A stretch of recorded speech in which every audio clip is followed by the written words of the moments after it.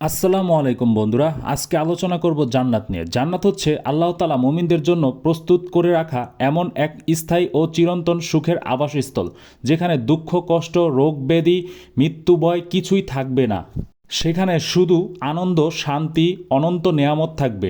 আল্লাহ তাআলা সূরা আন-নিসায় বলেন, যারা ঈমান এনেছে এবং সৎকর্ম করেছে তাদেরকে এমন এক জান্নাতে প্রবেশ করাবো যার তলদেশে নদী প্রবাহিত হবে, সেখানে তারা চিরকাল থাকবে। আল্লাহ সূরা কাহাফে বলেন, যারা ঈমান এনেছে এবং সৎকর্ম করেছে তাদের জন্য রয়েছে ফিরদাউস জান্নাত অতিথেয়তা হিসেবে।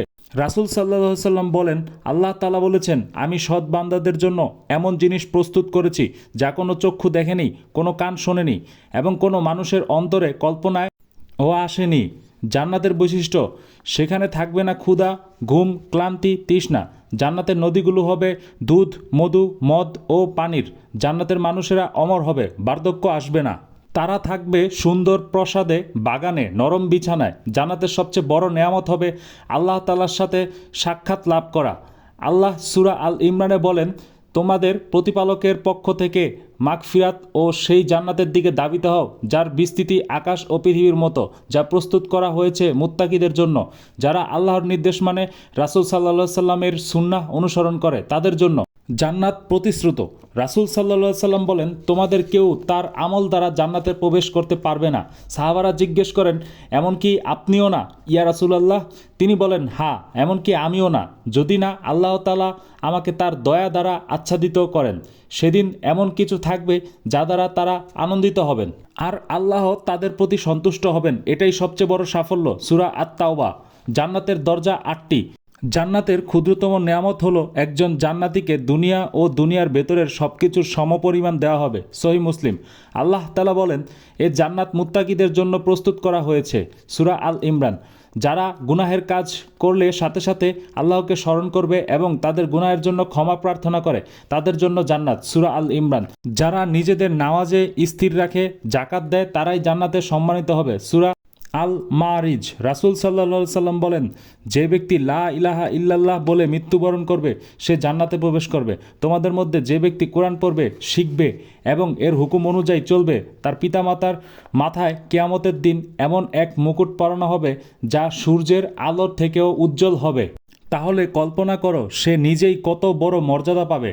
রাসূল সাল্লাল্লাহু আলাইহি সাল্লাম বলেন, জান্নাতে 100টি স্তর আছে যা আল্লাহ তার রাস্তায় জিহাদকারীদের জন্য প্রস্তুত করেছেন। নবী করিম সাল্লাল্লাহু আলাইহি সাল্লাম বলেন, যদি কোনো নারী 5 ওয়াক্ত নামাজ পড়ে, রমজান মাসে রোজা রাখে, নিজের সতীত্ব রক্ষা করে এবং স্বামীর আনুগত্য করে, তাহলে তাকে বলা হবে, জান্নাতের যে দরজা দিয়ে খুশি সে দরজা দিয়েই প্রবেশ করো।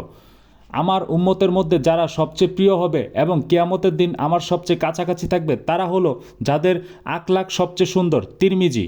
হে মানুষ, সালাম প্রচার করো, মানুষকে খাওয়াও, আত্মীয়তার সম্পর্ক বজায় রাখো, আর যখন মানুষ ঘুমিয়ে থাকবে তখন নামাজ পড়ো, তাহলে তোমরা শান্তিতে জান্নাতে প্রবেশ করবে। ইবনে মাজাহ, তিরমিজি।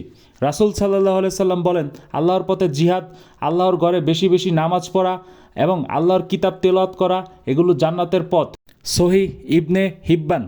জান্নাতে যাওয়ার জন্য যা যা করতে হবে: আন্তরিক ঈমান রাখা, 5 ওয়াক্ত নামাজ আদায়, রমজান মাসে রোজা রাখা, হালাল উপার্জন ও জাকাত দেওয়া, সদকা দেওয়া, হজ করা সামর্থ্য থাকলে, পাপ করলে দ্রুত তওবা করা, আল্লাহকে ভয় করে জীবনযাপন করা, দান খয়রাত করা, ভালো আখলাক অর্জন করা, অন্যকে সাহায্য করা, আত্মীয়তার সম্পর্ক রক্ষা করা, মৃত্যুর আগ পর্যন্ত ঈমান নিয়ে থাকা।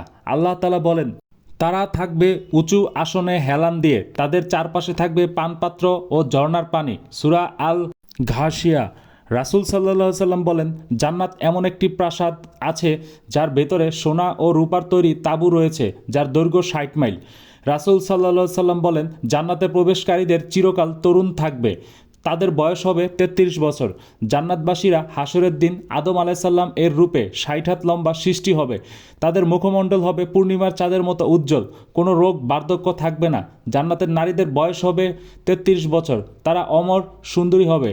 জান্নাতবাসীরা তাদের ঈমানদার পরিবার ও আত্মীয়দের সাথে মিলিত হতে পারবে। ধন্যবাদ বন্ধুরা, এই ছিল জান্নাত নিয়ে আলোচনা। দোয়া করি সবাই যেন আল্লাহর রহমতে জান্নাতে যেতে পারে এবং সবাই আমার জন্য দোয়া করবেন। ধন্যবাদ বন্ধুরা, ভুল ত্রুটি ক্ষমার দৃষ্টিতে দেখবেন। আসসালামু আলাইকুম।